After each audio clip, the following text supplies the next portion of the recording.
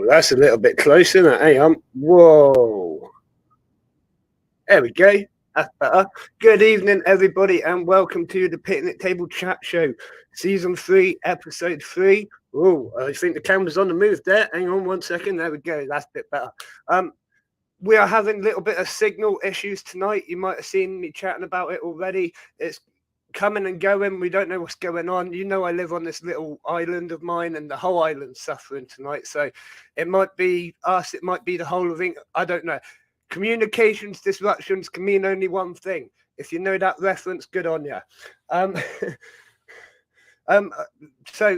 really sorry. I was meant to have a guest for tonight, and literally like about 15 minutes before we started, they messaged me saying they couldn't make it. It's absolutely fine. I've got things to talk to you about anyway, so we're going to carry on with our games. You all can be involved in the games tonight. It's one that you can be involved in. It's good fun. Whatever. What else have we got going on then?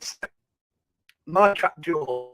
I haven't actually done a video on my trapdoors since adding them into the enclosure. Good evening, Egg 8 Legs and 4 Wheels. And good evening, everyone else I haven't said good evening to yet as well.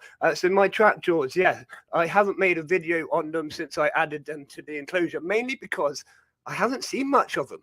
Like, I see a little bit every now and then. They come out of their hole, get food, and then they disappear again. It's pretty much just that. Yesterday, I was sat there and I was looking around the different ants after feeding, and I always chuck food in, whether they're out or not, just let it kind of sit there until they come out and get it. And I chucked the food in, and literally I was looking around all the ant corner, watching all the different ants, like you do when you feed multiple colonies on multiple shelves. And there was literally just all of them. There must have been all of them. There was probably 20 or 30 trapjaws there. It was a pretty exciting experience watching their mouths go. They're quite large ants as well, so that's pretty cool. Like I say, quite large, so quite exciting to watch, easy to see, which is the sort of thing I'm into.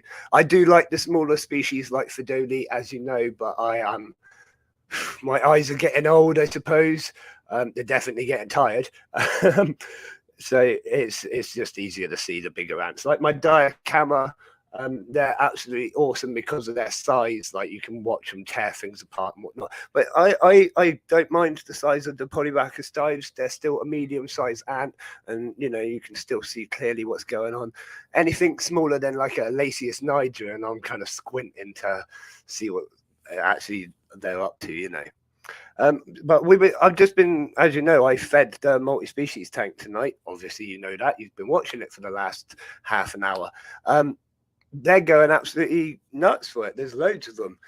They've been going nuts for these new ant sugars as well, which is brilliant. But they've been eating cucumber again.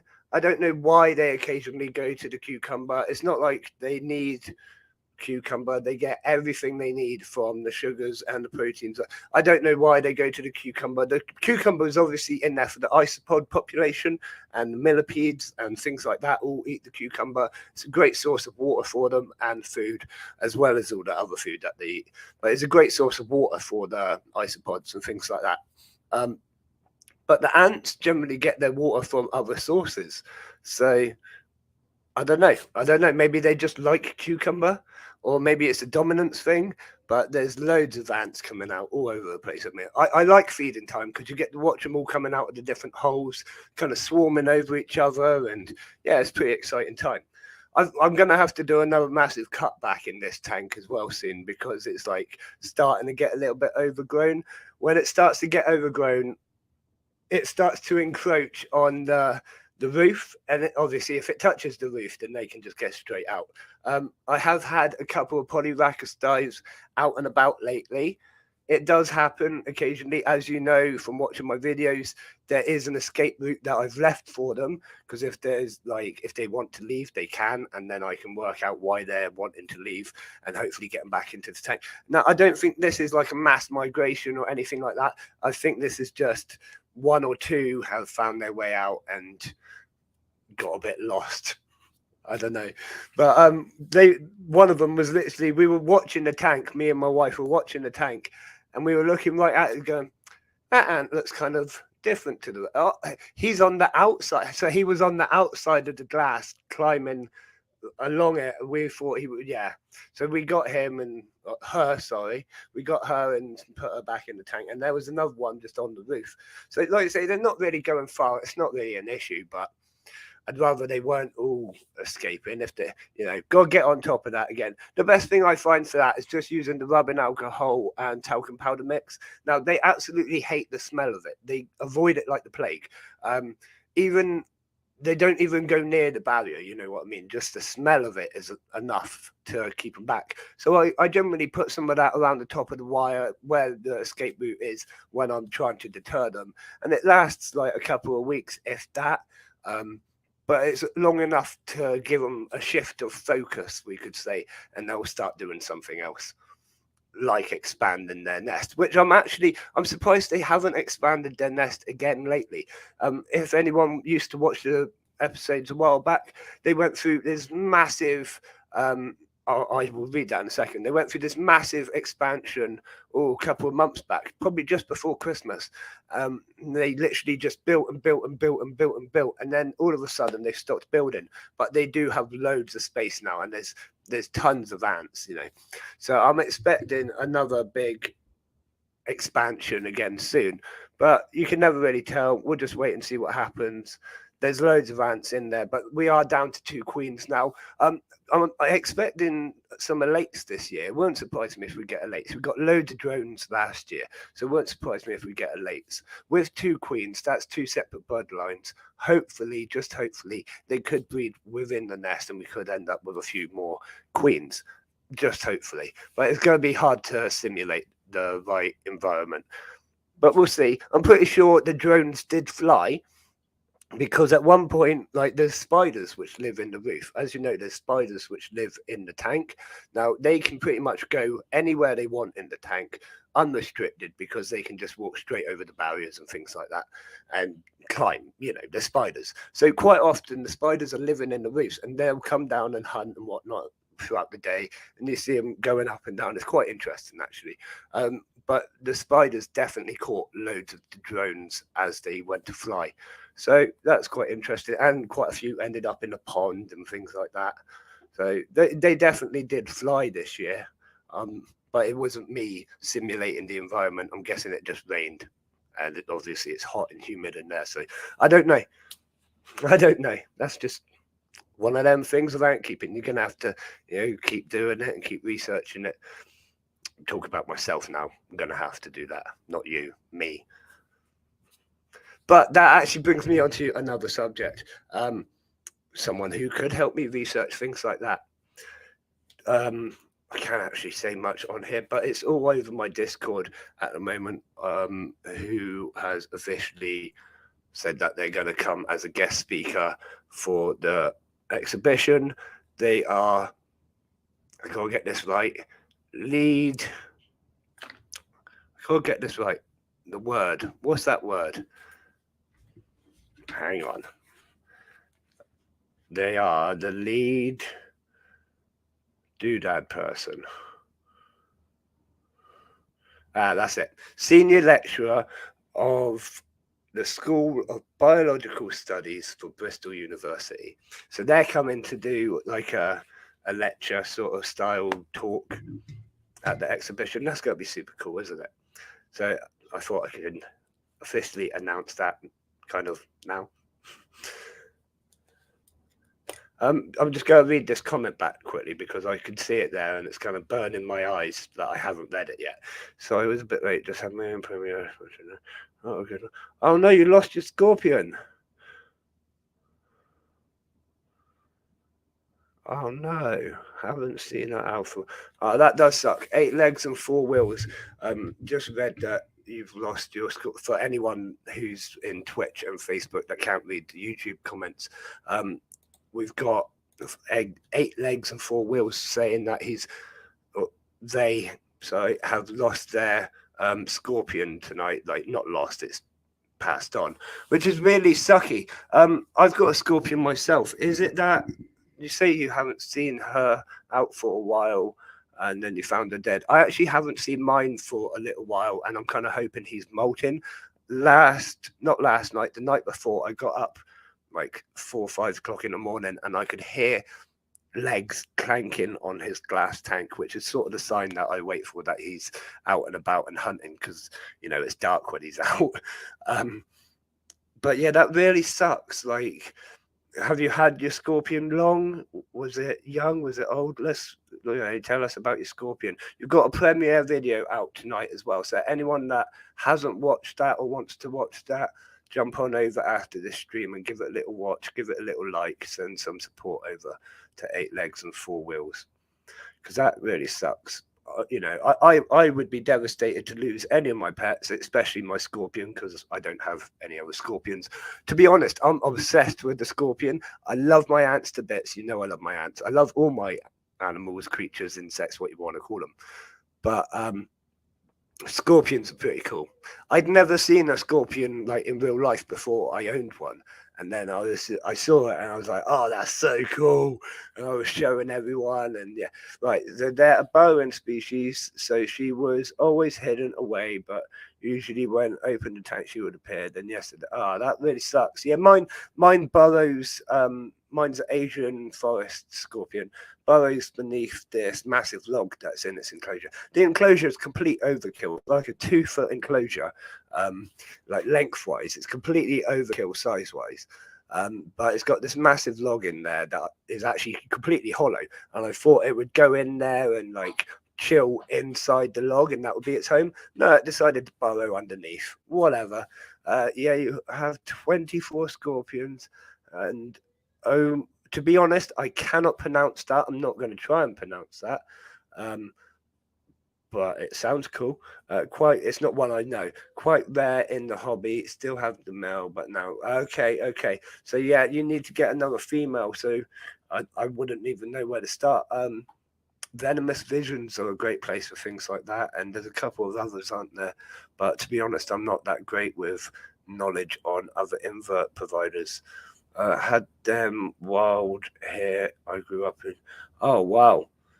That's pretty cool, Stacey. You had them wild. What do they have, like a common name? Because I can't pronounce that, and nor do I recognize it, to be honest. But if they've got a common name, yeah, that's what I thought. 8 Legs. I thought it's great size for him to like move around, and he does enjoy his enclosure. I've watched him in the night, and I've got one of those UV bulbs, and it only covers half the enclosure, but you can still see him coming into it occasionally, and it's really cool because he shines up green. I'm sure you know that. And yeah, 2 foot, like I say, it's a great size, and I thought it's plenty of room for him to move about and whatever. But when he spends like 4 or 5 weeks under the log and you don't see him, it's kind of like, well, does he really need such a large enclosure? I don't know. I was considering putting him into a different enclosure with something else, like higher up. Like, it's hard to explain, but it was tempting, but it hasn't come to be yet, we could say. You need to find a female, yeah. Known as glossy scorpion. Oh, hissing scorpions. I think I've heard of hissing scorpions. But that's really sucky, but really interesting. Do you have many different scorpions? We're going to have to get you on the show one day to show us all your different scorpions. I don't think we've ever had someone with loads of different scorpions, actually. No, I don't think we've ever had someone with loads of scorpions or many scorpions or even scorpions, maybe. I don't know. We've done a lot of shows. I can't really remember every single one, to be honest. That's just the way it is. Who wants to play a game? I've got several games lined up. Obviously, we'll have a duck race at some point. And we've got a game lined up. True, he could be preparing tomorrow, or it could be it gives good. Yeah, I think obviously all the water kind of goes under the log and sits there really nicely. It is quite a nice, moist environment. Everything's temperature and like monitored, done to all of that. Like anything else I do. But yeah, he's generally happy. He comes out, eats his roaches, does his thing, drinks. So cool when he drinks his water out of his water bowl. I caught him out one morning, right, and I realised what it was his water bowl was dry. So and he was out at about 7 o'clock in the morning, just kind of walking about. And I realised his water bowl was not completely dry, but like, you know, you put gravel in it. I don't think he could quite get to where the water level had dropped down to. So I filled it up with him still walking about, just poured some water in, obviously mineral water, you know. And he walked on over, and you could see him drink. Oh, so cool.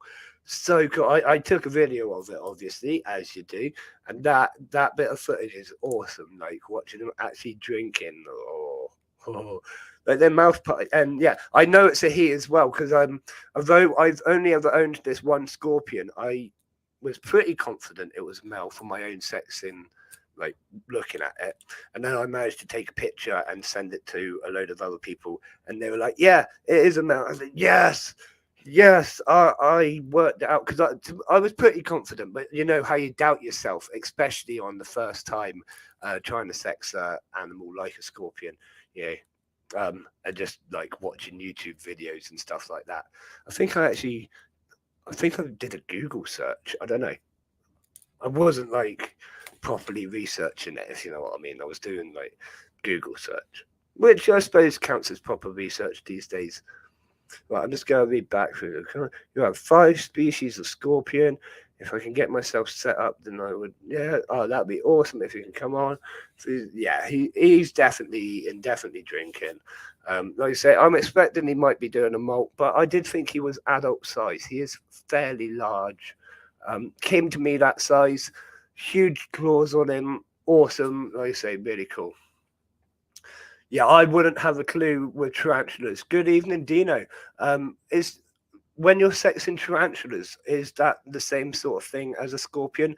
Now, let me try and get this right. With a scorpion, it's I'm gonna forget. It's like there's a heart if it's male. Is that right? Something like that. I can't. You've. Oh no, Dino's had an escapee. What kind of escapee do you know? Like ant escape or what? Fresh bird.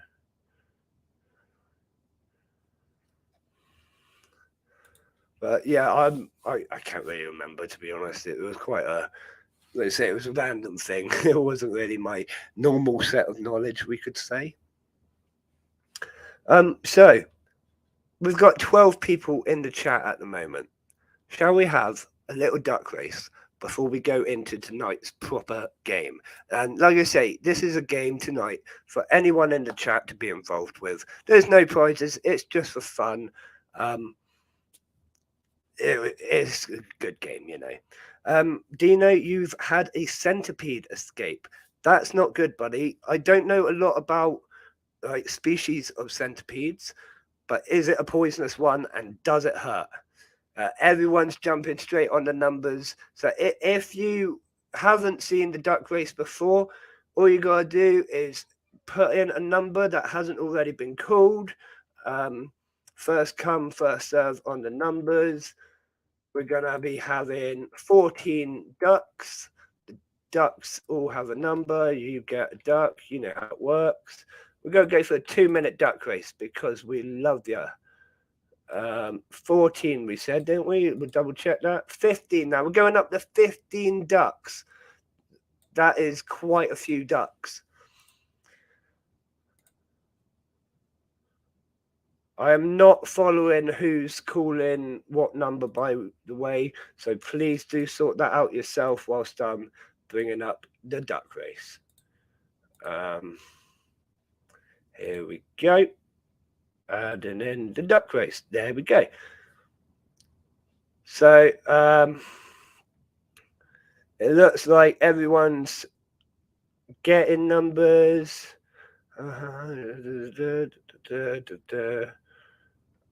Getting numbers.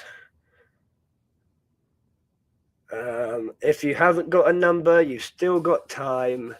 You've got till the end of the race, basically. I'm just going to reiterate, this is not for a prize, it's just for fun. If you haven't done this before, this is what we do. Let's have a little look at the ducks we've got, shall we? We have Roman-looking duck. That's a pretty solid duck to go with, to be fair. We've got Punk Duck down here. Punk Duck only has one eye, but he sees straight to the finish. We've got Professor Duck. Professor Duck has a PhD in racing. We got lots of plain duck squad. We got Super Duck. Super Duck obviously can fly straight to the finish, but he's not allowed to cheat in this race. Granny Duck, Viking Duck, Dinosaur Duck. I think that's Cool Dude Duck. Another Punk Duck. They're sort of ganging up on us today. And we have a Stripey Duck. So without further ado, let's get this race underway.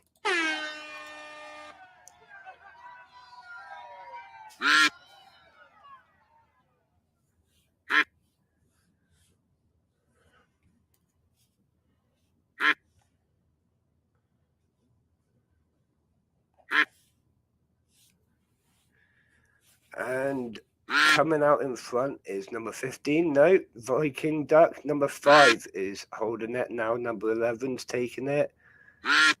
It's pretty close. I don't know if it's lagging at the minute. It normally starts to lag when we do these sorts of things, which is quite annoying. Excuse me if I cough, by the way. It is pretty tight for racing. Everyone's really tight on it at the minute. Viking Duck. Professor Duck isn't really giving it much welly. J-Man over on Twitch is saying hopefully number 13 wins because it looks cool.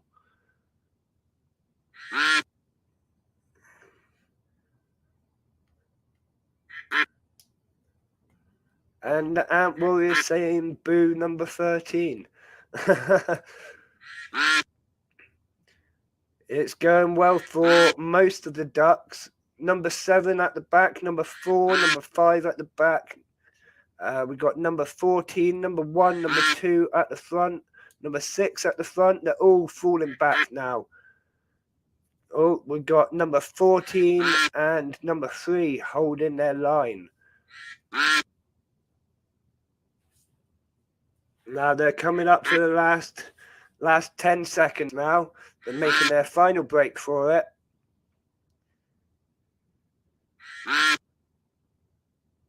Here we go. Last one. And I think number 2. Well done, number 2. Whoever you were who took number 2. I didn't follow it, like I said. It just goes so fast sometimes. It's really hard to follow. I don't know if anyone even took number 2. Oh, well. That was good fun, wasn't it? We like a good duck race here. Believe it or not, we are going to set up a proper not real life, that's that, rubber duck race. We're going to get some plastic ducks, rubber ducks, whatever, and we're going to chuck them down and do it proper style. So that'll be good fun, won't it? So I'm just going back through the chat. Right, yeah. So let's move on to our next game, shall we? Who wants to play a game? I don't know. Right, so I'm going to show you some pictures. They've been zoomed in, like really, really close. All you need to do is post in the chat what you think that picture's of. Simple. Right, and then we'll zoom out. We'll show you the full picture, and you can see if it's right or not. Just a little bit of fun. Let's say there's no prize for this. It's just a little bit of fun at the moment. So does everyone understand the rules? I'll go over them once more just to double check. It's a zoomed in picture. Post in the comments what you think the picture is. And then I will zoom it out, and we'll see if you're right. It's no competition. Doesn't matter if you win or lose. It's just a bit of fun. But of course, I guessed them all first time. That's just, how it is. Right, cool. We've got the rules. We're going in. Right, this is your first picture. Who can guess what that is?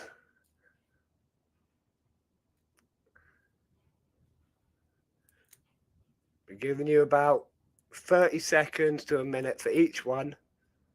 Otherwise, you can I don't know if you can Google it. Yeah. Well done. It is a millipede. It's fairly simple, that one. Let's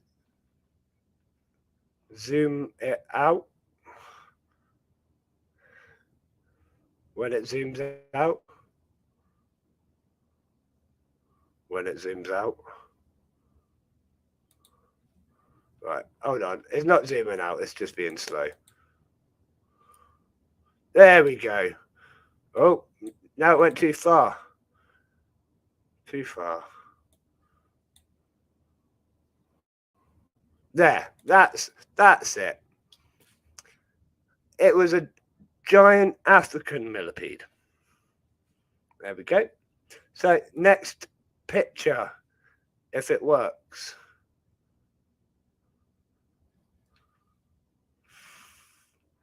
It was not happy with that, was it? Oh, hang on. Well, we can't use that one now. Right, what's that one then? Can anyone guess that one?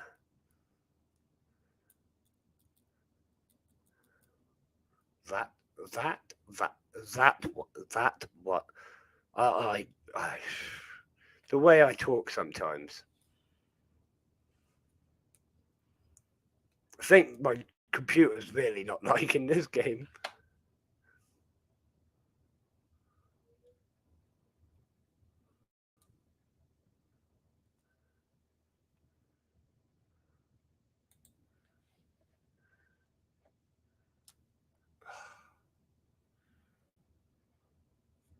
And we're back. I don't know what's going on. We'll just do this last one. But yeah, everyone got the tree frog. Well done.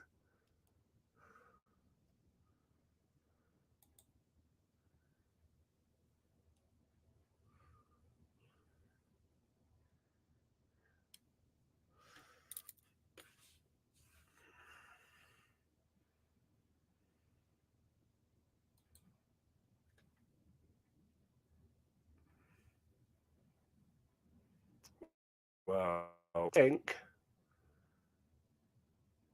my computer's dead.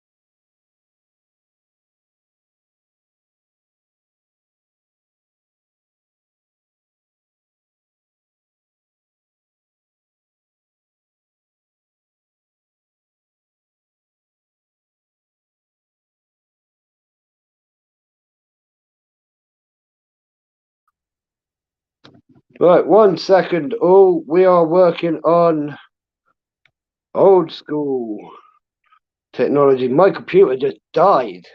Completely just, that was it, gone. Right, hold on. We are somewhat back. Let me just adjust that and I will get the computer back on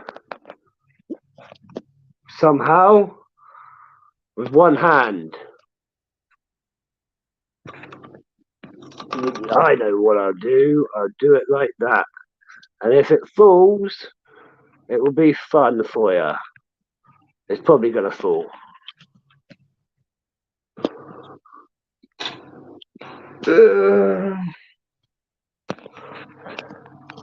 I hope you can hear me at the moment. I don't actually know. We're just having like a complete computer meltdown.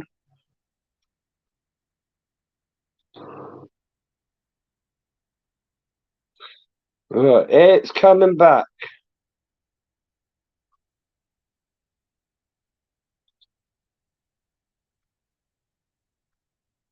It won't fall because I'm holding it.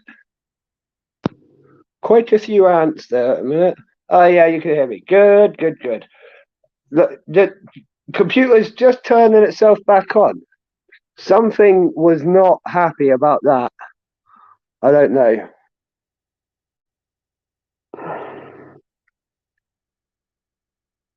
The picture's better. Yeah, I know. It's because it's not on Wi-Fi or anything. It's because it's like straight from my phone. Now I would do it like this, but it doesn't work for much of the format of the show, if you know what I mean.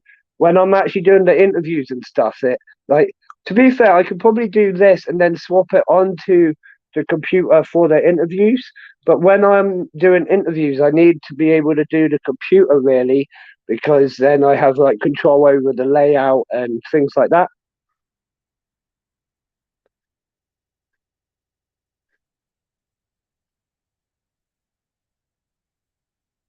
But originally we used to use the camera on the phone. Let's have a little look round the tank whilst we're waiting for the computer.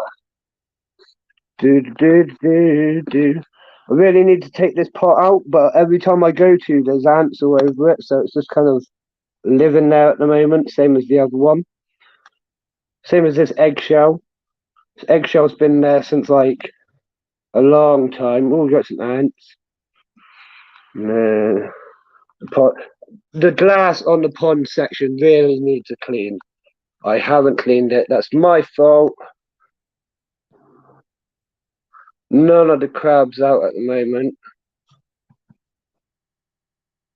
Oh, hey, you heard. So I didn't see you come in, buddy. Welcome and thanks for joining. We're just having computer issues as we quite often do. That's cool. Look at that. So we're just having a little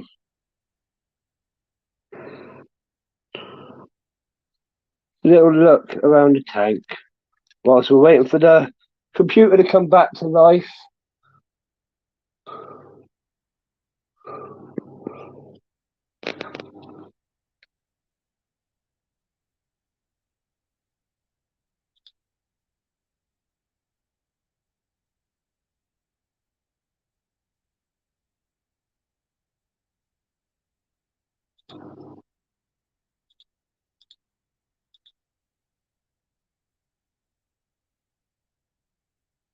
Oh, good.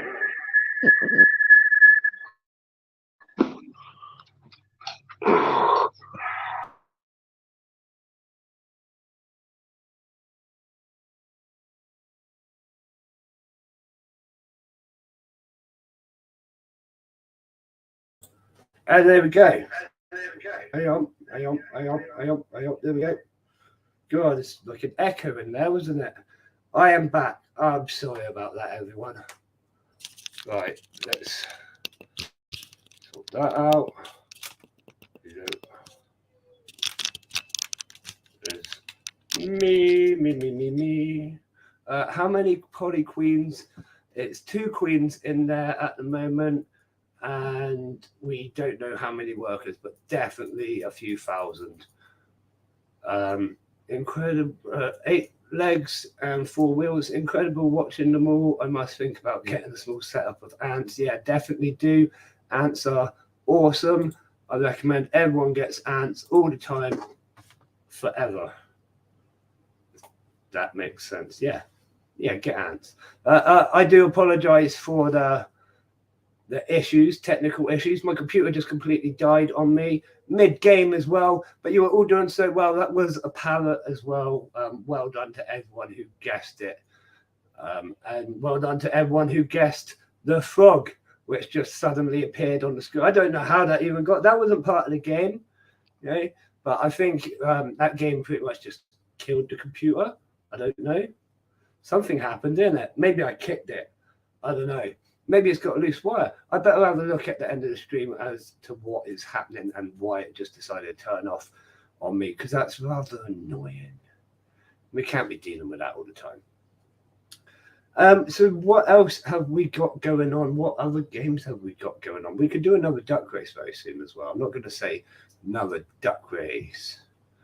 I recommend everyone gets ants all the time, forever. Thomas, but yeah, you can quote me on that. Just everyone should just buy ants. That's it. Like, you don't need other pets. Other pets are cool, but ants.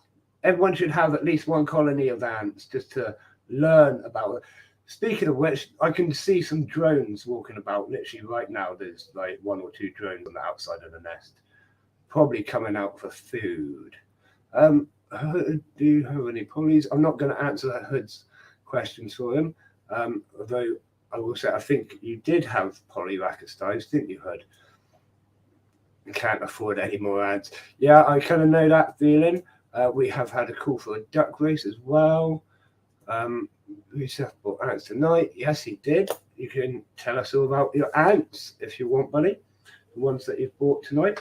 I have the biggest ant probably in the world. Did you know that? It's huge. Absolutely massive. It's not very dangerous. Doesn't sting. And doesn't lay many eggs either. But we've got one. Oh, hey, Katrina. Don't worry about being late. Thank you for turning up. Yeah, storage space is always the main thing with ants, isn't it? Like, it's all right buying the colonies when they're in test tubes, but you got to remember they get big. Some of these like my tank here, you know, that's 4-foot tank. It's not small, takes up a fair bit of room, and if you've got 20-30 colonies, you got to think how much space is it all going to take up at the end, you know.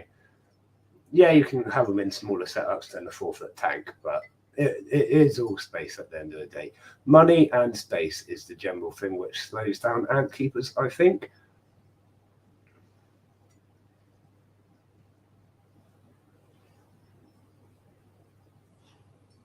I'll just do. What species is that? Both I'm working on the wife to allow me, but yeah, I'm just reading. Sorry. How do you determine a genus, species, sign, Lasius or Camponotus? How do you determine a genus? To be honest, I'm not that, like, I would look at the species rather than the genus. Sometimes you can just kind of tell the genus, like Camponotus are generally all fairly look alike and things like that. But I generally try and work out the whole species rather than just the genus. But that's just the way I am. See, the Solenopsis fugix, however you pronounce it, whatever, they're really cool ants, really cool. I've been tempted to have one myself. I do sell them on my shop, and I've been really tempted to keep one for myself, but I'm holding off. You know how it is. Can't have one of everything. I gave myself a Formica colony, and I basically said that's it. I'm not gonna keep taking more and more colonies, because you just shouldn't, should you?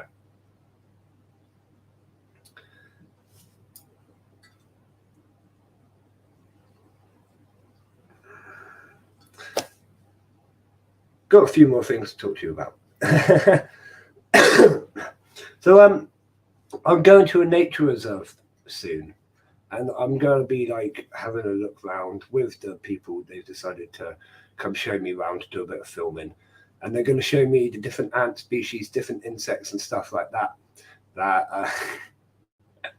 that live in the general area. It's going to be super cool, super exciting, and I can't wait to film it for you. But it got me thinking as well, what if anyone else is going on these trips? So I was thinking, if you're going on a little like insect seeing trip, nature trip, if you're going through somewhere, just give us a little clip, take some pictures or whatnot, see if we can send them in like within a few days, and we'll post them up, and we'll all just have a little look at what everyone's been up to, like in a couple of episodes time. You know what I mean?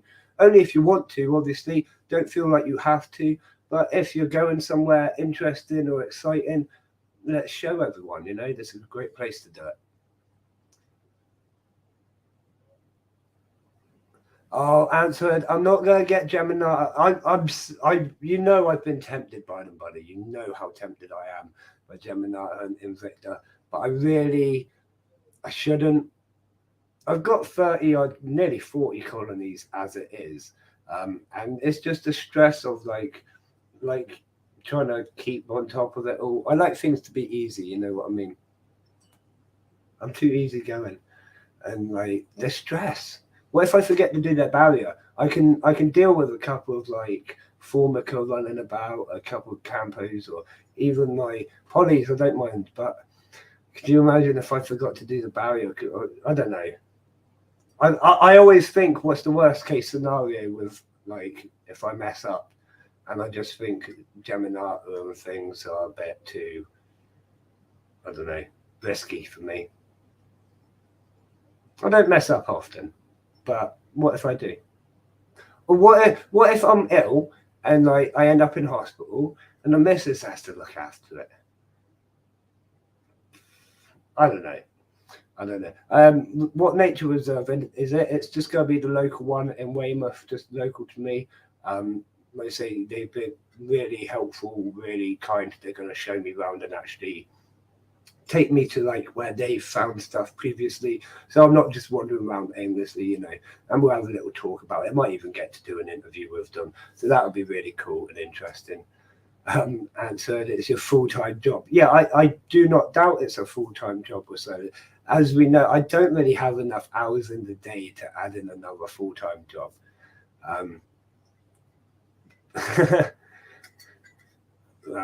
I don't know. Maybe one day in the future, when the new ant room comes and the new property and whatnot, that would be maybe. But we've got a lot going on right now, as you know. I've got so much going on right now. It's just madness as it is. I need more hours in the day. If anyone can provide like an extra 10 hours per day without like the sun setting and everyone going to sleep, because the main problem is that I'm still working throughout the night and everyone else has gone to bed, and then I gotta wait for everyone to wake up and get back to work. So if we could have like an extra 10 hours working hours a day, that would be brilliant. I know everyone's gonna hate me for saying that, but you know, you could do like a whole week's work in like 2 or 3 days. That'd be smashing, wouldn't it? Not me. I just work extra jobs. Speaking of, hang on, thought love the space. My man and Marcus a few months ago. 10 colonies is the max amount. Don't think I have enough space for. Yeah, 10 colonies is a good amount. I think 10 colonies is like a really good amount actually, because you've got enough to keep you busy, enough to keep you excited, but you're not overwhelmed by it. You know what I mean? I've currently got nearly 40 colonies on my own, and then God knows how many colonies that I have to feed and whatnot for selling as well. The other day I did a full feed on everyone and everything. It took me hours, and it wasn't that fun. You know what I mean? Like hundreds of test tubes and stuff. It's just So yeah, you know, you got to take on what you can handle, what you enjoy, not overdoing it. Although it is very addictive. Like many hobbies, they get very addictive, getting new stuff, new gear, new thing, you know. We all want more. Speaking of hospital, I was in a month or so ago, and the partner was not happy when it came to feeding. Exactly, that's the issue. Like, my wife is brilliant. She knows probably as much as me. She's really good. And like I often ask her for advice or help and stuff. She like, you know, she's really knowledgeable. As much as she doesn't get on the camera, she does help out behind the scenes. But one thing she doesn't like doing is feeding, because she doesn't like cutting up the worms and things like that. And then she doesn't like the actual ants getting on her. And she's not, you know, the idea of feeding in test tubes and stuff and them escaping. She just can't deal with it. So that comes down to me. Although, like most ants, you can get away with not feeding as long as they've got like carbs. So you don't have to feed them proteins as regularly as most people think. They can actually go a really long time without food, even without carbs. But you might lose some more workers that way. But ants generally can actually go a really long time without properly feeding. So it's not too much of an issue as long as it's not a really, really long stay. I'm just reading back in the chat. Hello, I'm originally from Dorset, but now live in Berkshire. Ah, Dorset. There you go. Dorset's awesome. I'm from Dorset, as we know, my little island on the edge of Dorset, on the edge of the UK. Like we're hanging off the end, and it's not great. They're gonna chop it off and send us away soon, float us away like a prison island. Did anyone used to watch that program? I mean, I'm fairly old now. There used to be a program, and it was like a polar bear used to run the island, and there was all these other animals that were like, that was pretty cool. I don't think there was any ants in it though, but there was definitely lots of different animals, and like their island kind of floated about, and it was powered by a volcano. That's kind of what I think of when I think of Portland. Just a floating island, floating away, run by a polar bear. Oh dear. I do 50 hours in one go and then off the rest of the, yeah, 50 hours in one go is a long shift. I don't think I could do that, to be honest. See, what I do is I get up in the morning, I'll do like a bit of running, then I'll do a couple of hours work, sometimes, not all the time. Then I'll go out, do a whole day's work. Then I'll come back, do some gym stuff. Then I'll spend the evening on the computer or doing stuff like that. Yeah, so I do most of the day work, but I do stuff that I enjoy as well. And all my work I enjoy. I used to do hard work in an office. I used to do all sorts of different jobs. And I gave it all up to pursue jobs that I enjoy doing. So I work in the gym. I work behind my own desk. And I clean windows. I do things that I enjoy doing. That's the main thing. So work to me is not really that bad anymore. I can happily do like a 15-hour day and not really think much of it because I enjoy doing it. Whereas back when I used to work in the office and I used to do about 40 hours a week, that was hard because it was just, you'd sit there and just it sucked, to be honest. The thing is, I used to work on my own in the office. I still got my ant in my hand, still kind of holding it and playing with it. I haven't put it down yet. I used to work on my own in my office, so it was just completely me on my own, twiddling away on data, writing reports, things like that, and it sucked. And I could go out for a break whenever I wanted. The person in charge of me was like, just do what you want. As long as you get the job done, do what you want, sort of thing. So I could go out for a break whenever I want, go make a coffee. It was still horrible. If you went out for a break, it would be even harder to come back in, you know what I mean? It was better to just plow through as much work as you can in a day and get the hell out of there. Hubby will help with feeding, but I can work feeding around. But that mostly, yeah. Prepare for the future, totally escape-proof enclosure, plenty of honey, sweet addicts. Yeah. I'm just reading through your chat. 2 Nico colonies now, both still in test tubes at the moment, but I already have a new home for. Nice, you're prepared. And ramblings, nice to see. Noah's Island, was that what it was, Katrina? Thank you. Right. Was Noah the polar bear? I don't know. What was that little? There was like a little mouse thing and used to say funny things. That program, I need to look that up on YouTube or whatever and watch it tonight, maybe. Something to watch. I watched some really rubbish films earlier. It was like 1999 films, and I don't know, it was rubbish. But why not give it a go? You know, I watched it back when I was young, so I thought bit of nostalgia. You sleep there as well. Do you get paid for sleeping? If I was getting paid for sleeping, I might sleep some more. But I don't get paid for sleeping. I get paid for my hours working. I always prepare for new colonies. I get the nests in and think well ahead, so if they explode, I can have it. Yeah, that's the best way. Always. Oh, thank you very much, Stacey. That's really kind of you. Really kind. I can't wait for it. Yeah, but it's always the best way to prepare. I've got so many nests sat waiting on standby for ants to go in and things like that. Just be ready. Know what you're getting yourself into as well. Know the size of the colony that it's going to grow to. You know, these sorts of things can take you off guard if you're not prepared, especially if you end up with Solenopsis geminata. Could you imagine that, like thinking that, like, oh, this will be fine, a few hundred workers maybe, and whatever, and then you get Solenopsis geminata, it's just, and there's ants everywhere. Can you imagine? That's why I'm glad that I work at home. Yeah, I'm just reading a comment from J-Man over in Twitch saying he works at home. When he wants to take a break, he just rolls around and looks at his ants. That's sort of the life that we all want to live. That's what I get to do right now. This is the best part of streaming. I'm streaming. I got my ants. I did have a coffee, but that didn't last. You know how it doesn't last. I've got my ants, all the rest of the ants. We got another tank down there, another enclosure up there. Those two are empty at the moment. They're getting filled very soon. So you're going to have to like subscribe to the channel, keep watching and all of that business if you haven't already. But we won't go into all of that. You know the drill. That's going to be a really good one down there. I'm not really even going to show you. You've seen that one. You've seen that kind of net enclosure. You've seen that. But I'm not going to show you this one.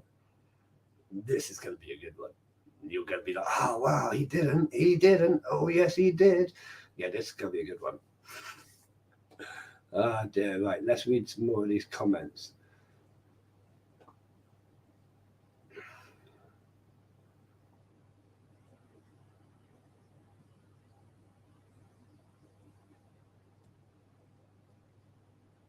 Tetramonium by Kyle. Yeah, that one. Given the inbreed in the nest, and most of the nests are ready for them. Yeah, they can be pretty insane. I've heard some stories of them getting really, really big, really fast. Sort of like Geminata. I mean, there's quite a few species that do it, to be fair. I've owned Monomorium. They can get quite out of hand. Mine didn't go to plan. They actually just slowly died out for some reason. I can't put my finger on why. We've never been able to work that one out. Sometimes they do that. So, you know, it's not like I'm adverse to having these more explosive colonies. It's just got too much going on right now, I suppose. Like with the exhibition and other things, the subscription boxes at shops and other things I've got going on, the picnic table. You know how it is. I'm always fairly busy. Indica, I really want them to inbreed. Could you imagine having like multiple queen colonies of Geminata and Invicta? That would be insane. Luckily, that doesn't happen, but that would be insane.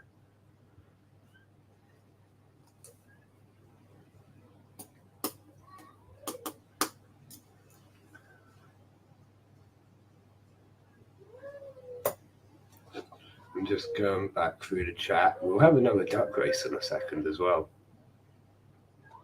I know it hasn't been that long, but we'll have another one.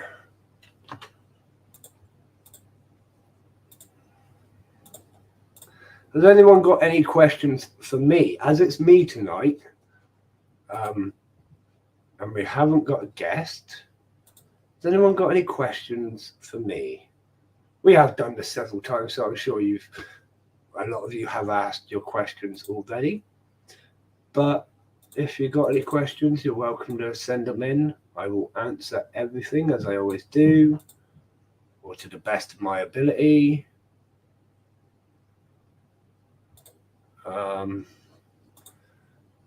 Linked you episodes, Tom. The subscription is but Stacey, the subscription, if you ever want to talk about it, just give me a ping, message somewhere, and we can have like a really good chat about it, so you can make it like, I won't try and convince you, I'll just give you a full rundown of the sort of thing you can expect and whatnot, just because I don't know, like I always doubt whether I'm pretty clear, you know what oh brilliant, you're a star, Katrina, thank you. Noah's thong, though I'm not sure if I want to watch a video about someone called Noah wearing a thong, but if it's Noah's Island, I'll watch that. Thank you very much. Yeah, if you ever want to, if anyone ever wants to talk about the subscriptions or anything that they don't feel I've been clear on, just ping me a message. Obviously, I'm happy to explain everything. The subscription is really cool. Skylar, yeah, I'm sure. I'm thinking about the free colony one. Yeah, like I say, the beginner one, you get Lasius niger, Flavus, and Mesobarbarus. The intermediate one, you get, I'm not going to go into it because it's a bit more complicated. You get a choice between different things further along and things like that. You also get, obviously, all the Formicarium. You get fat files, fat sheets, food provided, some little goodies every now and then, things like that. And it's a good way of spreading the cost because, like I say, £15 a month, and then over the course, I've lost track of it, but over the course of the year, you pay whatever, and you get a lot more for that price because it's been spread over the course of the month. And yeah, you know what I mean. But like I say, it's up to you. You're more than welcome to ping me a message, have a little look. Anything you're not sure on, just give me a message. Let's read back next week. Thanks to all for the subs to the channel. Oh, brilliant that you've all subbed to 8 Legs and 4 Wheels. That's really cool of you. Thank you all for doing that. Tom, not a question but a request. Keep how do you pronounce it? Is it Fuga, Fugay, Fugix? Because it's an X, isn't it? Fugix, Fugit. Right. Because they're a thief ant as well, they can actually go in with some of the colonies. Kind of. It's debatable amongst some ant keepers whether you should or shouldn't keep them in enclosures with others, basically. Fugax, thank you very much. It's tempting. I might put one to the side just to like raise it up to, I'll probably still sell it, but I might raise it up to like a big number and then sell it, because I do that, you know. I've just sold a colony of over 50 workers, Lasius niger. That went really fast, actually.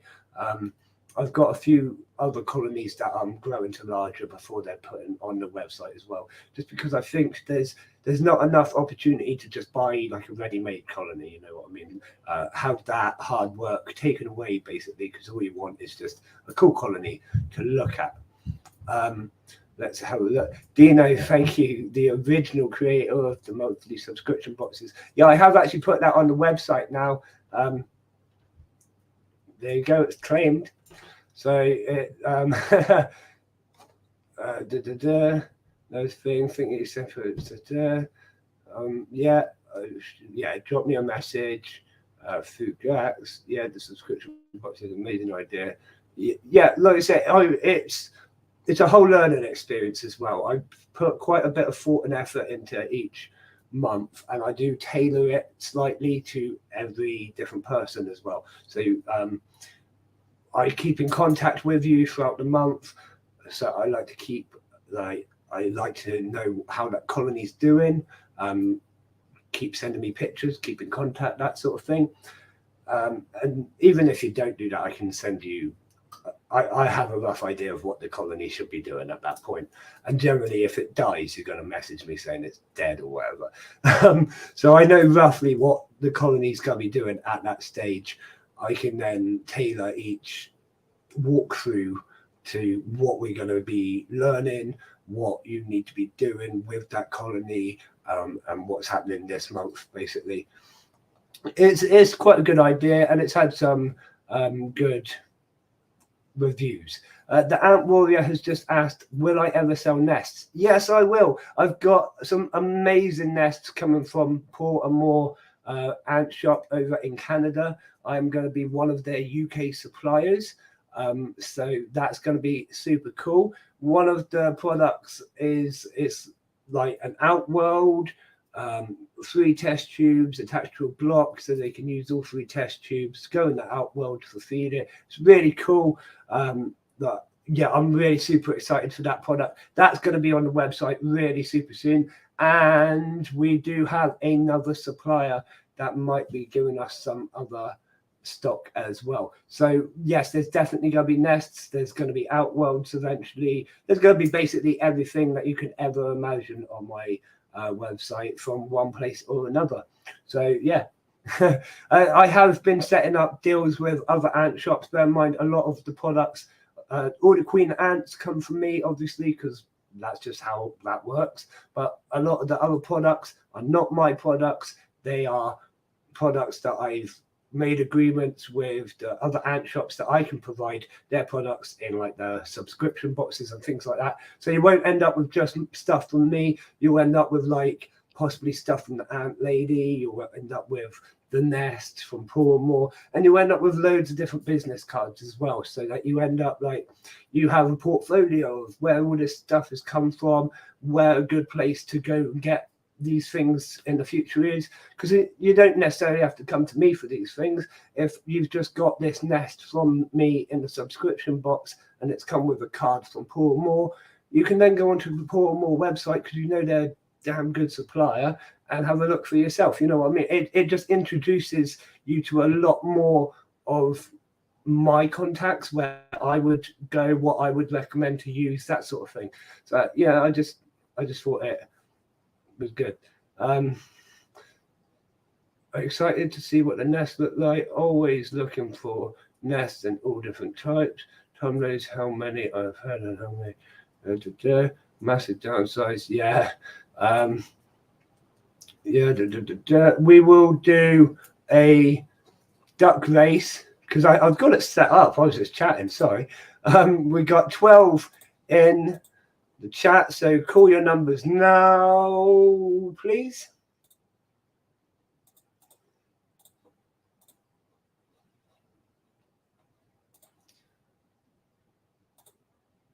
And we have a duck race. I'm going to see if I can find a picture, and I will show you on the doodad what the nests look like, because they're super cool. Super cool. You're going to like it. You're going to like them. Aha.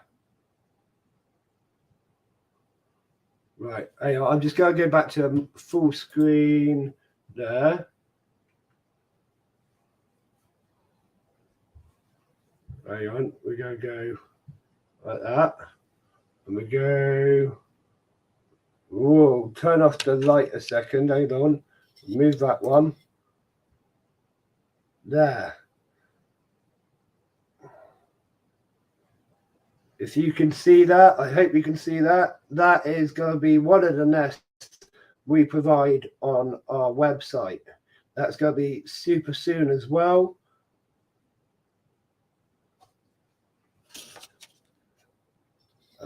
So yeah, that's pretty exciting. I hope you could see that. If it didn't like all blur and stuff. Sometimes you do that. Like cameras aren't that good at filming other cameras. I don't know. They're like the screens go funny or something, don't they? Right, duck race. Before I talk forever. Yeah, like I said, it looks so cool, doesn't it? It's like so functional as well. I can't wait to have them here on the shop. So let's have a little run through of the ducks. We have in number 1, pink spotted duck. We've got winter duck. Winter duck always is cold, no matter how far he's run, no matter how much he's sweating, always cold. We got purple heart duck. Purple heart duck likes pink spotted duck, but they just don't get along in that way. We got the plain duck gang, loads of plain ducks. We got Unicorn Duck. Unicorn Duck usually does quite well, but fails towards the final few hurdles. We'll see if tonight's the night for Unicorn Duck. We've got Wizard Duck. He's tried to be a wizard. It didn't work, so he's taken up racing instead. We got Christmas Duck, well out of season. He's looking for something else to do. And then Super Duck. Obviously, we know Super Duck from the last race. He might be a little bit tired, but I'm sure he's got some puff left in him. Let's crack a lack on.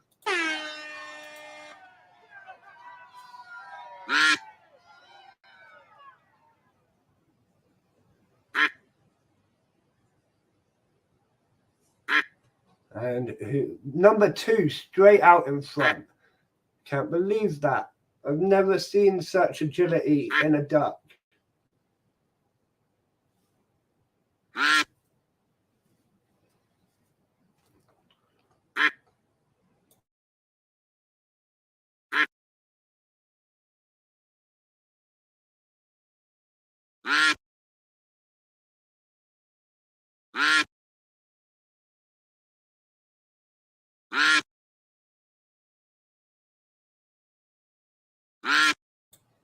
It's tense tonight.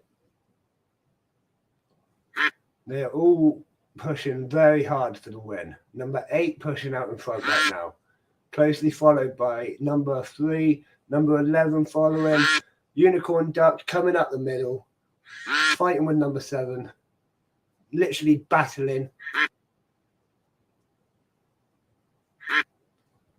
So much better than the Grand National.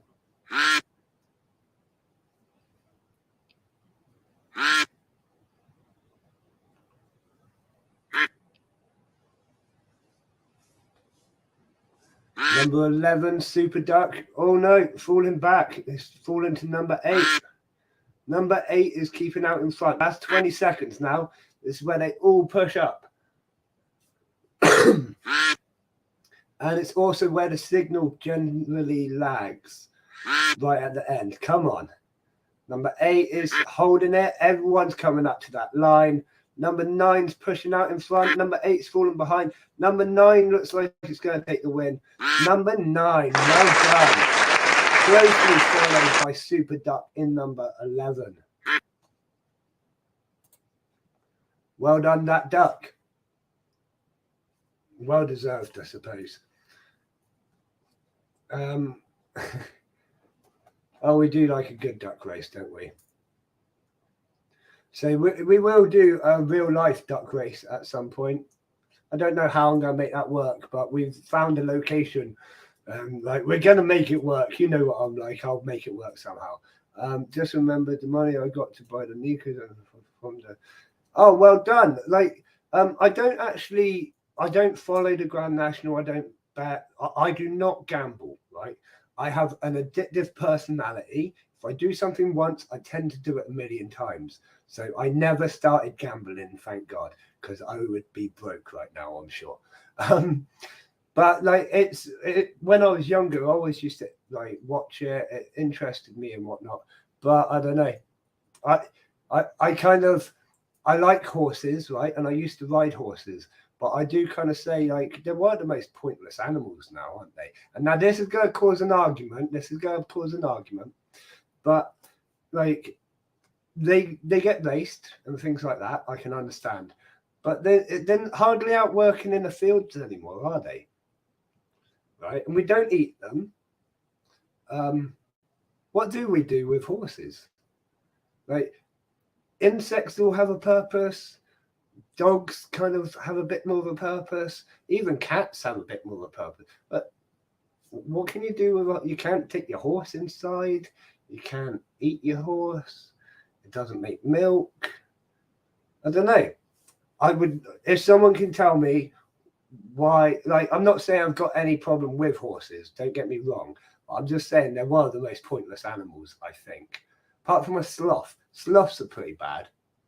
But again, they probably have a like really important job in the forest. I don't know. Sloths probably don't, do they? I don't know. But you know what I mean. Beautiful, talented, and a champion, and one more. Yeah, like I said, I've got no problem with horses. I do like horses. I can ride horses. and they've always sort of fascinated me. I've lived with horse owners and things like that, but it's just like, in the grand scheme of things, I think they need to be put to work again. I grew up near farms and stuff, and there was pictures on the walls from back when they had horses working on the farms. I used to think, that's pretty cool. That's a decent horse. Now they just kind of trot about. I don't know. Put them back to work. Like, they can't even join the army anymore. When you can't join the army and you can't work on a farm, all you got left is racing. Horses are nice to ride. You should do it. Yeah, I mean, I used to ride them when I was a bit younger. I haven't done it for many, many years, I will admit. But I don't know. It's not something I'm really interested in anymore. You know what I mean? But I do like horses. I used to live with someone who owned, I think we had 3 horses in the garden at one point. Not in the garden, they had like a big field. This was out on Dartmoor. And obviously there was the Dartmoor ponies just the other side of the fence. But they did have their own horses, and they were very cool, but they're just not my cup of tea anymore. The Ant Warrior got blocked for 3 consecutive 9 seconds. Basically, the Ant Warrior got in trouble for spamming too much during that race. That's quite funny. This is horse worshipping country before Christianity. That's why that's it. Like, we don't eat horses over here, do we? I don't, I'll eat anything pretty much, but if they're not for eating, they're not for eating. That's my view on things. But I would like to see horses given more jobs. I mean, you get dogs with jobs. Do they get wages? If you're a police dog, do you get the same wages as the policeman? And can you spend it all on treats? That's the question, isn't it? Or are we just using them as police dog slaves? Not paying them. I don't know. Maybe we're getting well into a conversation that we probably shouldn't have. You never know when you buy. It's very true. I have heard some bad stories about kebabs. McDonald's, I think, were doing horse a few years back. I don't know. The world's a messed up place when you start thinking about it, isn't it? So there's a lot bigger farms. Fair enough. Like, over in America, they still use horses. 100%. You've proved me wrong there, and I hold my hands up. I admit my fault. In America, they still use horses on ranches and stuff like that. I'd be damned if I've ever seen a farmer in England on a horse. Could you imagine that? Ant Warrior's got to go by the looks of it. I know. Hang on. Reset has to go. Sorry.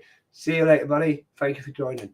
I don't know. It's not a very British thing to be a farmer on a horse, but the farmer's wife might ride it. I don't know. But over in America, they work with horses, don't they? Now, that is really Amish. Yes, they still use horses to pull their carts and things like that.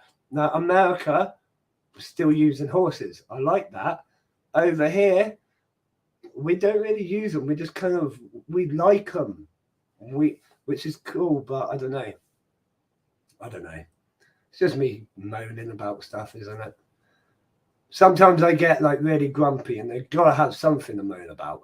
Around here, we get a lot of horses, so you got to have something to moan about. I'm generally not a very moany person, as you know. So when I get grumpy, there has to be something. Gypsy Vanners, Gypsy. We've actually got a proper family of gypsies which come round, not on Portland, but they go round like the whole of Dorset. On their little carriage thing pulled by horses. That's really cool. And they've had the same like family of horses that they've bred, through the generations. Really interesting, actually. UK farms are smaller. That's why, a lot smaller. Although we do have some large farms, but I expect nothing compared to, you've got states the size of our entire country. So yes, our farms are small compared.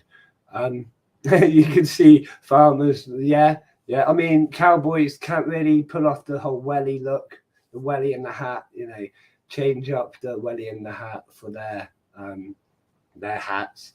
Do cowboys over there, like, do we call them cowboys or shall we call them ranchers? I don't know if that's a derogatory term, like calling a Native American Indian. I don't know, but we'll call them cowboys for fun's sake, right? Do cowboys actually wear hats, like the big round ones? That's what I want to know. Obviously, they're not all gunslingers. We know that's not true. It's not the Wild West anymore.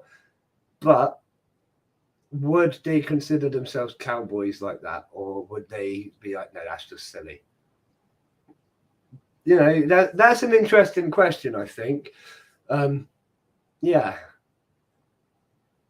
I'm next door to two farms. Well, yeah, you're in the middle of nowhere. Of course, you're next door to two farms. Pigs are filthy. We love them. I'm not convinced, but we had to best to make the rules of what we eat. Yeah, I mean, bacon is one of the best meats, in my opinion. You can't really beat bacon. Walk past bacon cooking, you're going to stop, aren't you? But that's just the way it is. That's probably why we eat pigs. If I could change the rules, I would basically say I'll live like I will eat it as long as it's been bred for eating. If it's been bred as a pet, I don't want to eat it. But if it's been bred as a meat, then I'll eat it. You know what I mean? That's how I justify it to myself and why I'm not vegan or anything like that, because it's been bred for that purpose. Whereas I don't necessarily like. It's not that I don't agree with hunting, but I won't go hunting unless it's for subsistence. I won't be going out just for fun hunting. You know what I mean? Bacon is what turns most vegetarians. Yes, I agree. I mean, I have tried with my friend. He turned vegan when he got married, or with his missus. Sorry, they're not married yet, but they may as well be. And if he's watching, he could well be watching. You know who you are. And like I try. I'm like, mate, have this burger. He's like, no, can't have the burger. I'm vegan. Have some bacon. I can't have bacon. I'm vegan. Like, what? I have a sausage roll then. I can't have a sausage roll. I'm vegan. Like, have a banana. I don't like bananas. But for God's sake, man, have an apple. I don't like apple. He doesn't eat any fruit, hardly any vegetables, doesn't like potatoes or pasta. And it's like, what do you eat? Just dust? Like, I very rarely see him eat, and if he does eat, he like reads the back of it and this and that. He's like, oh, can't have that. It's been made in a factory next to another factory that supplies meat to somewhere, or I don't know. Like, just have a banana, man. I don't know. Crookled. No, Ant Warrior, not a clue what you mean by that word. Vegan is too hard. No eggs, no milk, no nothing. I know. Like, I can kind of understand vegetarianism, but vegan is, like you say, really hard. That's a full-time commitment. But then, do they look at vegetarians and kind of think, well, you've half-assed it, haven't you? That's a debatable one. Like, I don't know. I have no problem with vegans. The only problem I have with vegans or anyone making these sorts of choices is when they start to pressure it on me, if you know what I mean. And I'm speaking again about my mate. He knows who he is. He'll like, they come up with, I'm not going to say false information, but they come up with this information that's supplied by whatever source. And like, I'm not saying it's false or true, but some of it can be quite questionable. And without like verifying the facts, he'll come out and say, oh, you shouldn't eat meat because this and that and that and this. And it's like, let's just debate this subject first and actually do some research, and then fair enough. But it's the way that it's sort of pressured upon you. That's what I don't agree with. And I think that's how I feel about everything, to be honest. I don't agree with people pressuring other, like, their views onto other people. You have the right to think what you want, say what you want, and do what you want. And if other people don't like that, then that, you know, that's their fault. But you shouldn't kind of you shouldn't press your views and stuff onto people unless they're your own children. And then I think you do kind of need to press your views and things into them and bring them up into a decent person, a sort of, I like to think of my kids as miniature me's, because they're doing, they're growing up to what I would expect them to be. You know what I mean? But I just think pressuring people can be a bit annoying. And I think there is sort of that culture with the food industry of telling people that they shouldn't be doing certain things when really you should debate the subject. I don't know. To crickle is to go over on one's ankle, a common phrase in Rochdale, but apparently... Okay. My missus might know it. Her family are from up north, from Manchester, actually. I ain't got a clue. They come down and they talk, and I struggle to understand them. I'm really bad with accents. I can barely understand myself. When you put an Irish film on, even though I'm half Irish, not a clue. So, but then you could do that with a Dorset accent, like not a clue. My uncle, not a clue what he said 99% of the time, and the only times you could understand him was when he was swearing, basically. But it's quite interesting that it's such a localized phrase, and Katrina knows it as well. Maybe it's just me that doesn't know it. I mean, I'm fairly out of touch with society. I live in like a little hobbit hole on an island. It looks light in here. This is all artificial light. It is a dark, dingy place. Manchester is up north. Yeah, Manchester's up north. Basically, everything's up north. If you're not in Cornwall, you are pretty much north of me. And anything above like the Bristol, London sort of line, that sort of height, that's north. That's north of the country. That's high up for me. Down in the valleys. Tom Google is my friend. Yeah, fair enough. That's fact. I don't even think about things like that. Like my kids are like that. You say, oh, I wonder what this and that, and they'll look it up on their iPads and have you the answer in seconds. It's like, I wouldn't have even thought of that. I would have went and found a book. Right? I would have went to the library or something. They're straight on it, and yeah, you clearly are as well. I need to be more technological. I think that's the word. I don't know. It would be really cool if I could get like an implant on my arm that would do Google, because I'm forever putting my phone down and I never have it.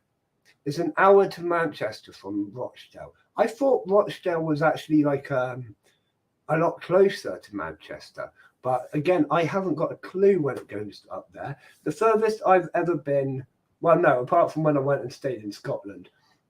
But the furthest I've ever been really is Milton Keynes, I think. Maybe a little bit higher than that. Reading, Leeds, Milton Keynes. Don't know. Donington, no, that's not even that high. I haven't been that far up the country apart from that one time when I lived in Scotland for a bit. It's like a whole nother universe for me. I don't drive, by the way, for anyone that doesn't know. I do not drive. So it's sort of, if I can't get there on my push bike, I'm probably not going. Although last year, and this isn't me being big-headed, I did a virtual thing where you cycled the length of the country and back. Smashed it. That was great fun. I did like, I can't remember, 20,000 something. No, 2,000, not 20,000, 2,000 something miles on my bike or something like that last year. I don't know. A lot of miles on my bike. I need to get like a full overhaul on the tires, put it that way. They've almost burnt through. Newcastle. See, Newcastle, right? I once knew someone from Newcastle, a young lady, and she was lovely, right? Good friend. But when we actually were speaking, couldn't understand a word she said. We were great over text, over everything else, but actually speaking in person was always a bloody nightmare because of her accent was so strong. I don't know. I think that was like my first introduction to foreigners. And I say foreigners because you Northerners are a foreign breed to us Southerners. Has anyone ever watched what is it, Lock, Stock and Snatch? That's kind of the situation, isn't it? Anyone heard of Wrexham? That's where Wrexham. I don't think I've heard of Wrexham, but I might have heard of the name, but I can't put my finger on whether I've just heard of it now or actually heard of it in the past. Hopefully my friend Zach might be here watching. If Zach is here, hello. Somerset, yeah, Somerset. Do that accent. Which accent, Ant Warrior? I can't do accent.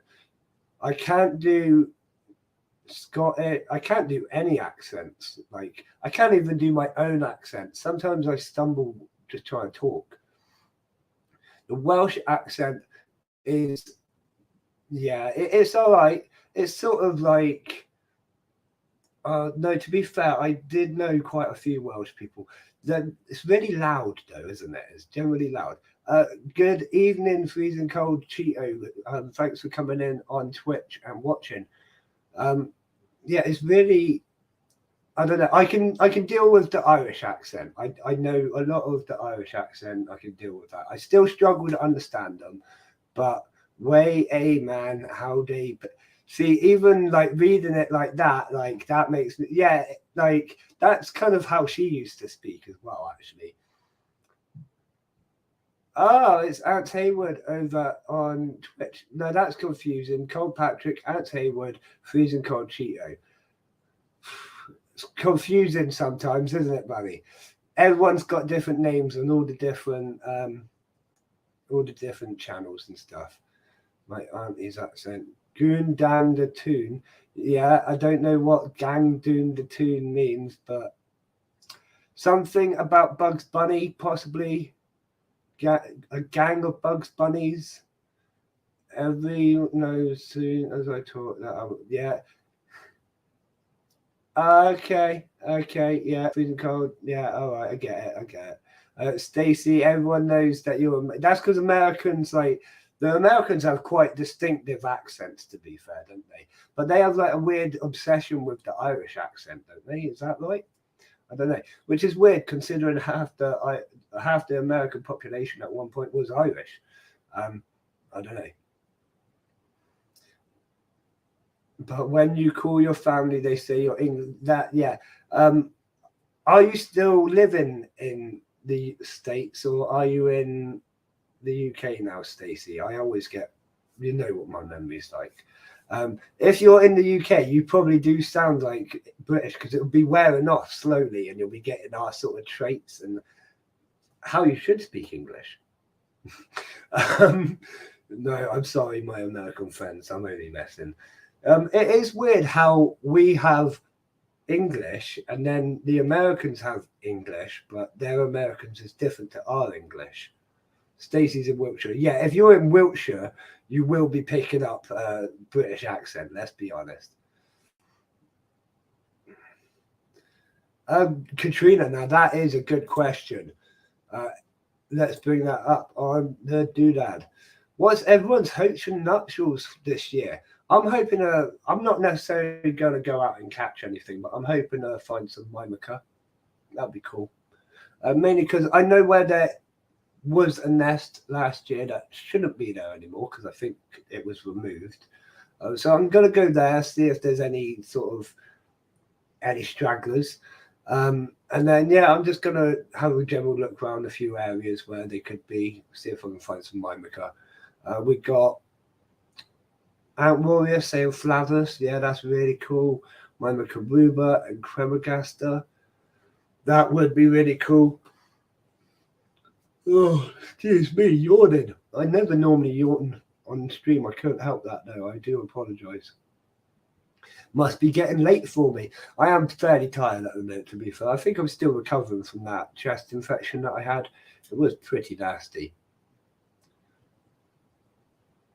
I'm hoping to go to the North York Moors, collecting many species. That would be awesome. I think there's like a big group of people meeting up, possibly from Discord, that are going to be doing it.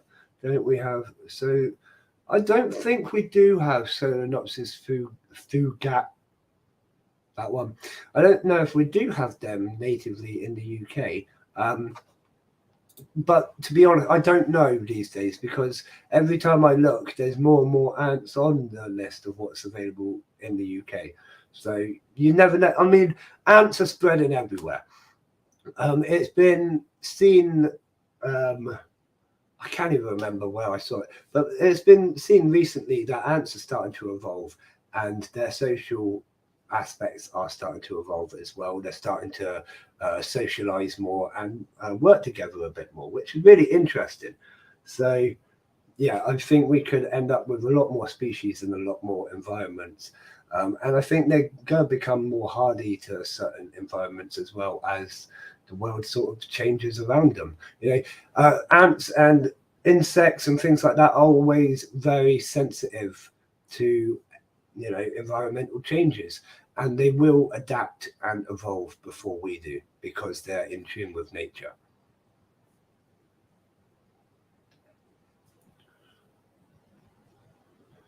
Yeah, that's quite Carl Patrick, there's like over 50 different species in the UK. It's like absolute madness. So yeah, I think I'm just going to go out and see what I can find. Stacey's saying last year my neighbour's front yard had natural sites. So yeah, it was when I came back from the gym last year. I looked on the floor as I normally do because I'm knackered, and there was just ants everywhere. And I just dropped down, got the test tube out, and started going for it. And people were walking past me like, "What are you doing?" And I'm like, "I'm collecting ants. What are you doing?" Some of them I explained what I was doing like properly, and in fact, one of them had their child with them, and I showed them what I was doing. They were really interested. Yeah, it was pretty good actually. So I am looking forward to it. Oh, Formica rufa. Yeah, I love Formica. I was saying earlier, I've kept a colony of Formica for myself. I'll put them on the channel soon, actually. They're doing really well, eating, drinking, doing their usual things that ants should do. Thing about Formica is you've got to remember to keep ventilation going so they don't gas themselves, because they do spray a lot of formic acid. They're a bit of a nightmare for it, but I do love the species in general. They're so beautiful to look at. Really stunning ants. Acorn ants, yeah, acorn ants should be about, but obviously they are hard to find. You've got to have really good eyesight for acorn ants. I will have loads more on the website soon of acorn ants. They sold out so fast this time. I think I sold like 6 colonies in like a day or so, literally just flown out. So I'm going to get a load more acorn ants and things like that on the website soon. Formica fusca in nuptials, that would be really cool. 2 colonies of Myrmica rhododendronus. I still wouldn't recommend putting them together, Patrick.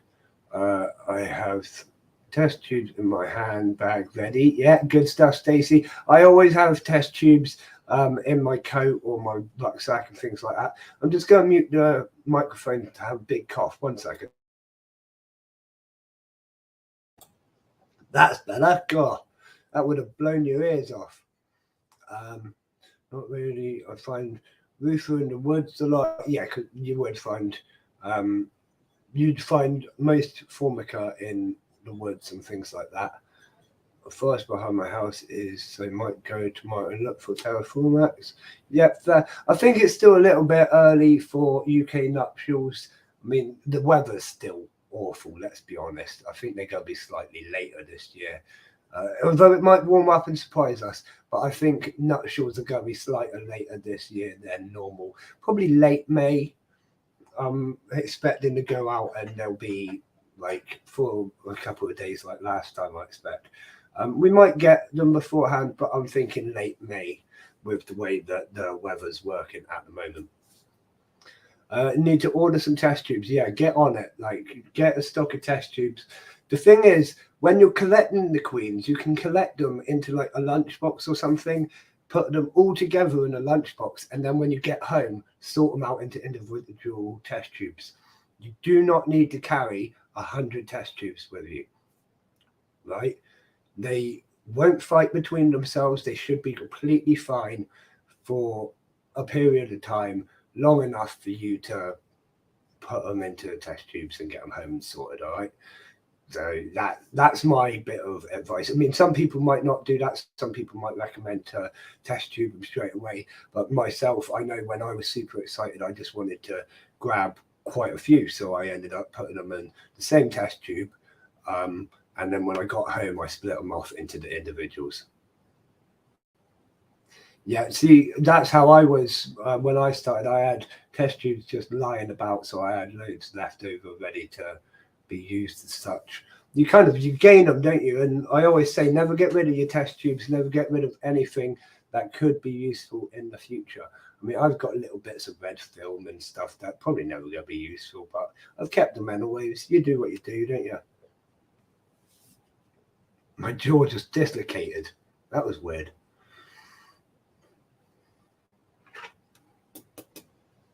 That, I think, is an old boxing injury. But life goes on. Who fancies another duck race very soon then? We'll have another one before we call it a night. We'll probably call it a night around 11 o'clock tonight. And thank you, as always, for joining and watching and chatting along, being such an awesome community. Do you want to know who's on? What day are we on? Sunday. On Wednesday. I'm going to sneeze in a second. I can feel it coming. I can feel it coming. If I do, I'll mute the microphone. I'll try because you don't want to like. Right. Who is? Oh, it's going to be a good one. It's going to be a good one. Who's heard of Mark the Spider Guy? If you haven't checked out Mark the Spider Guy, check out his channel on YouTube right after this stream.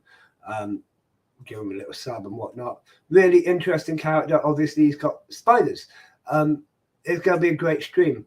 Really good. I can't wait. I'm not going to tell you much more than that. Obviously, we got games afterwards. We got the chat show, all of the usual sort of stuff. But yeah, Mark the Spider Guy is going to be coming on as our guest for Wednesday's episode. And then on Sunday, this time next week, we will be having open mic night. So do not miss out on that one as well. We all love an open mic night. Spiders, no. Yeah, I know a lot of people are like that with spiders, but I think this is a safe environment.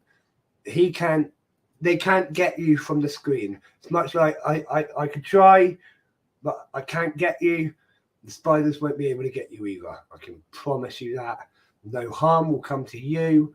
But it should be good. So if you want to just like, see what's going on, we've got a lot more to talk about than just the spiders. He does a lot of other interesting things as well. So it will be good. Cole Patrick, if you want to do your announcements in the open mic night.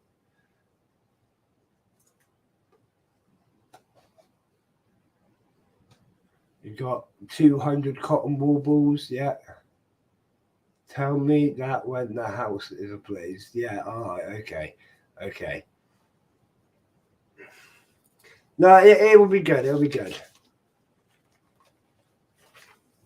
And we do have some other awesome people lined up as well, but I'm not going to go into that and spoil the surprises just yet. You'll have to wait a little bit longer, I'm afraid. Let's set up another duck race.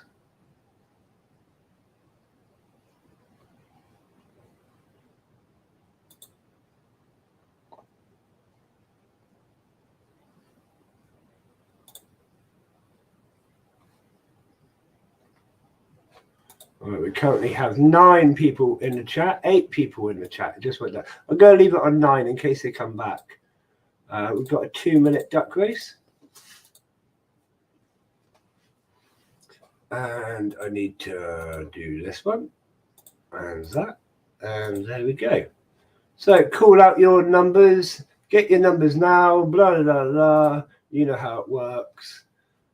Hide my ugly face.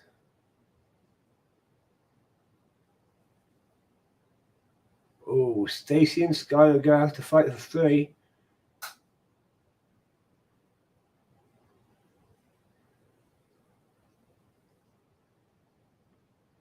And it's just gone up to 10 people in the chat. So if you grab your number now, you can grab your number. Oh, 8. Oh, Ant Warrior, I'm going to give you 8. And David, you take 9, buddy.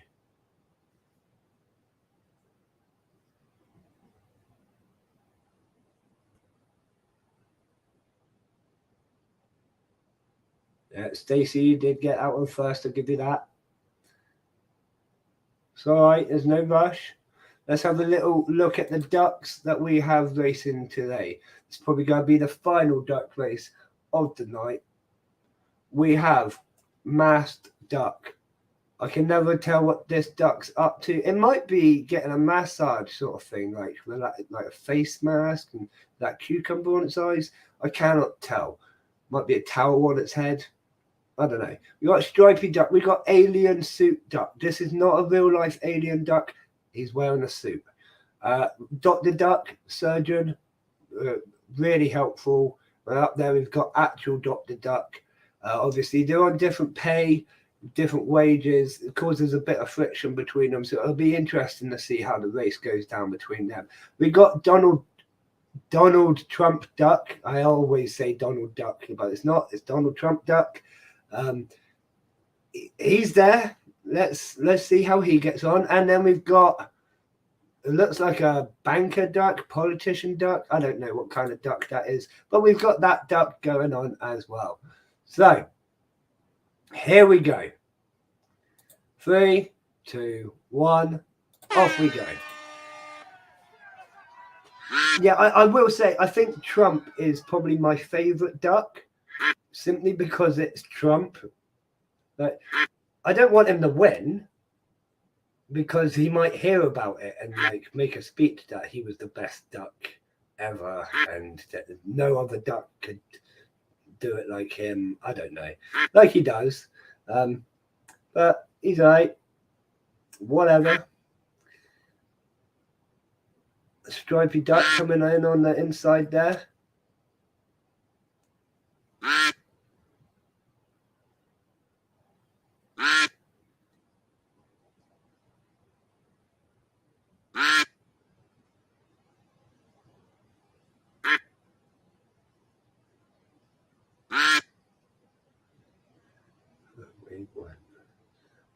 Yeah, number 1's not doing that well at the moment.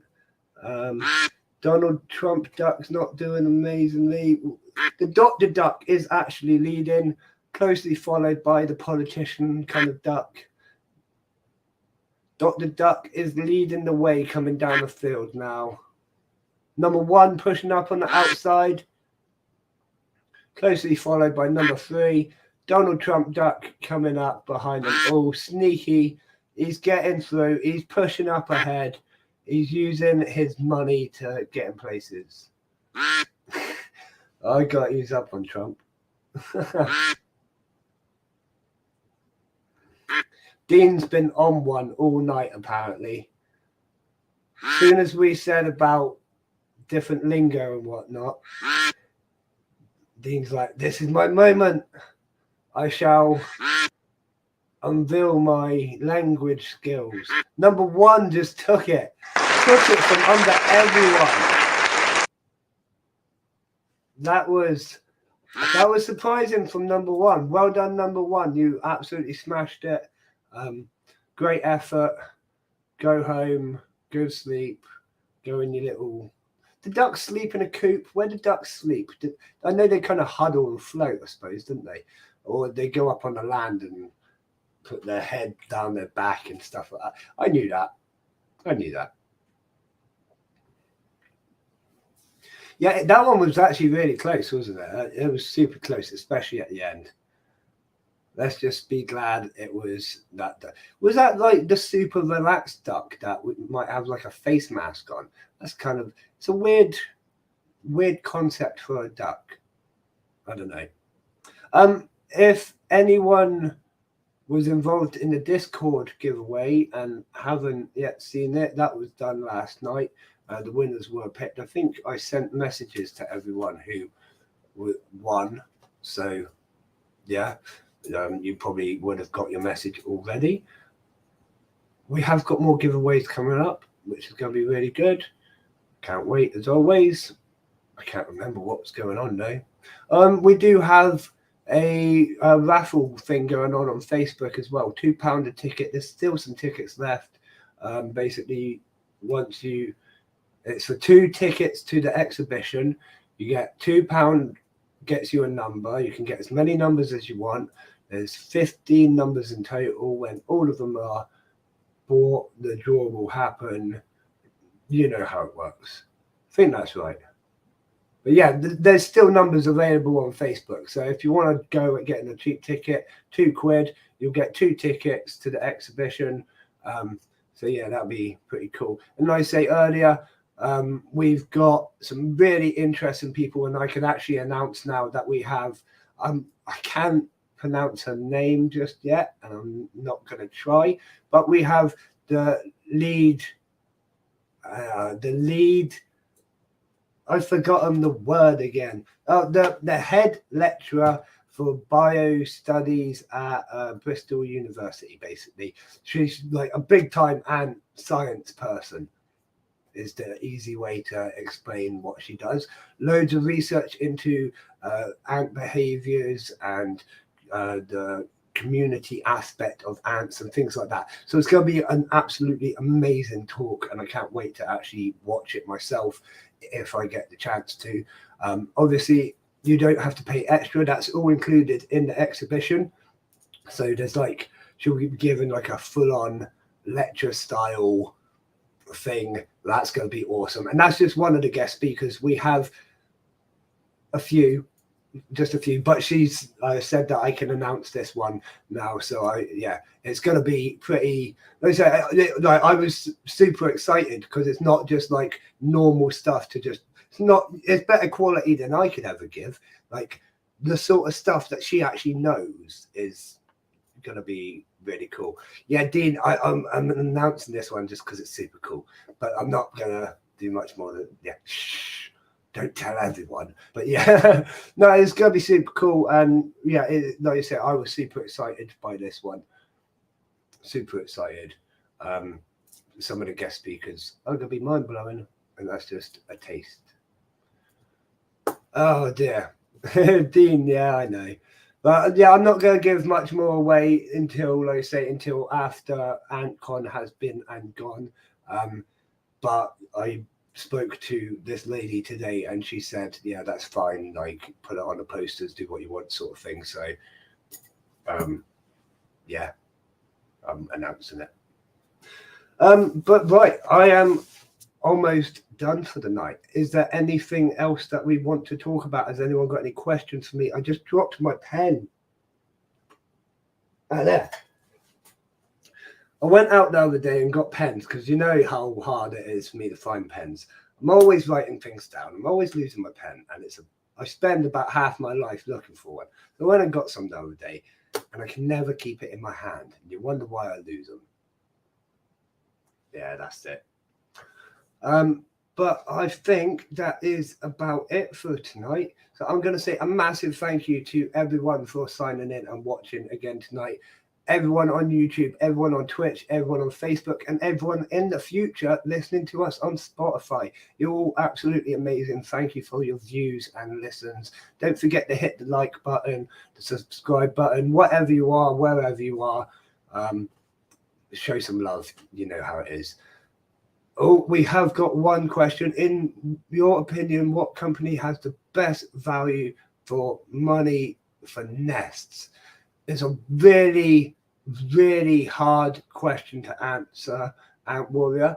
It all depends on what you want from the nest.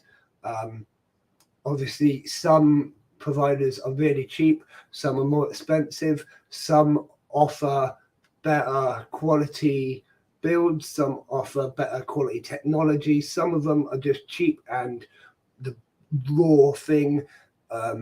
It all depends on what you're looking for as a keeper, really. I wouldn't like to say, but there's loads out there, you know what I mean?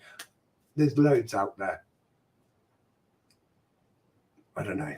Give me a PM if you want, and I shall send you a list of my recommended shops. And yeah, but yeah, I'm going to say a massive thank you to everyone for signing in. Massive thank you to my sponsor for the Picnic Table Chat Show, Ants R Us. They are an amazing shop that have supported us all the way through our development of the show. So a massive thank you to them, and a massive thank you to all my Patreon supporters: Kevin Rogerson, Jason Walker, and Annie Matters. And I think I've pretty much covered everything. As always, if you want to speak to me, you know where I am. I'm on Discord, I'm on Messenger, I'm on Twitter, on Twitch, TikTok, pretty much everywhere. If you haven't found me on TikTok, look up Ants on the Rock. Obviously, if you're looking for the website, make sure you're on my website, not a fake scam sort of website, because, yeah, apparently there's some of those now. And, yeah, I love you all. We'll see you again very soon. I will get some videos done properly, because I meant to apologize for this. I haven't released a video apart from these streams for about 2 weeks now. Because of the health, to be honest, I haven't been able to get up and film stuff as well as everything else I'm doing. But I will, and I'll get it sorted for you. So yeah, get me if you need to speak to me. I will leave you, love you and leave you tonight. So as always from me, I will see you all again very soon, Ant fans. Goodbye.